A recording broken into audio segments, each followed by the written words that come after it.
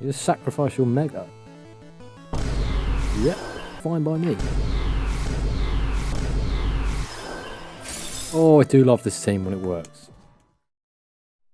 So guys, welcome back. Looking at another team today. This is the team I'm going to affectionately refer to as One Punch Fan, and you'll come to see why. So we have Hawlucha for the move Entrainment. Now specifically Mega Hawlucha, because his ability changes to No Guard, which we can then pass off to our next Pokemon with Sheer Cold to increase the accuracy to 100%, guaranteed one hit KO. Vanillux, a little bit of utility with Snow Warning. That sets up for our next Pokemon in the back. Frostlass, of course. Blizzard, really good in the snow that we've already set up. Aurora Veil ready to go down. Snow buff, Aurora Veil buff. That's really going to give Frostlass some staying power to mash Blizzard and hopefully clean up. It's got Snow Cloak, so it's more evasive in snowy conditions.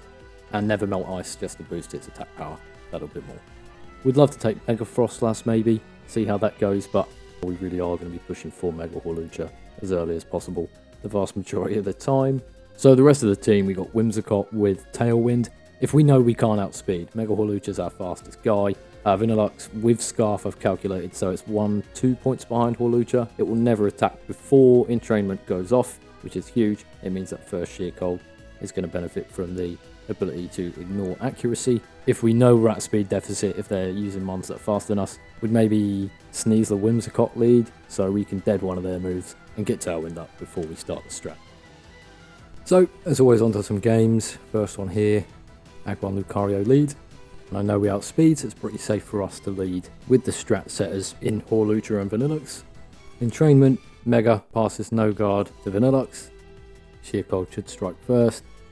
Unless, of course, somebody's Aggron has a Quick Claw. Iron Head for the flinch on Vanillux.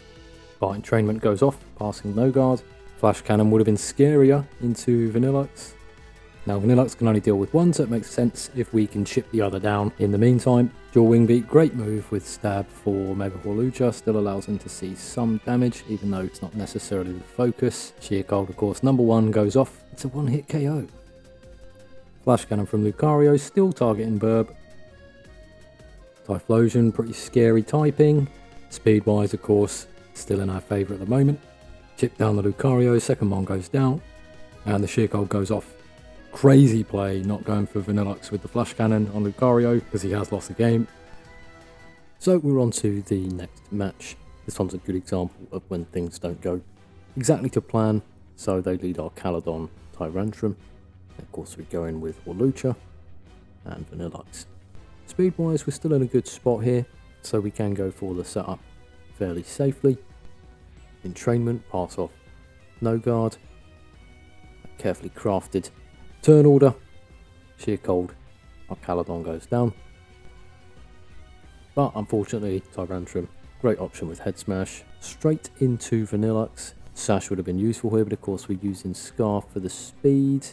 Now this is our need to pivot strategies.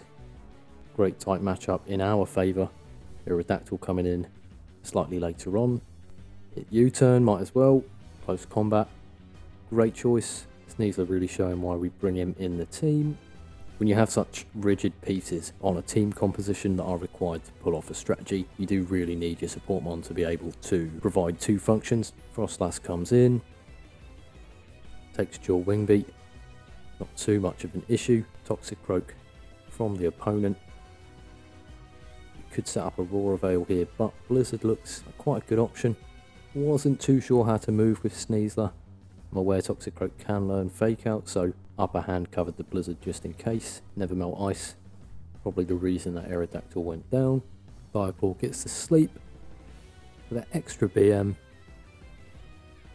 And Frostlass cleans up with the Blizzard. So it's a fun team, guys. It does rely really quite heavily, regrettably, on the strategy going off. You can take countermeasures on your team, like we did with Sneasler and Frostlass. Let me know what you think in the comments. Would you run this a slightly different way? How are you finding Pokemon Champions? Until the next one, guys. Peace.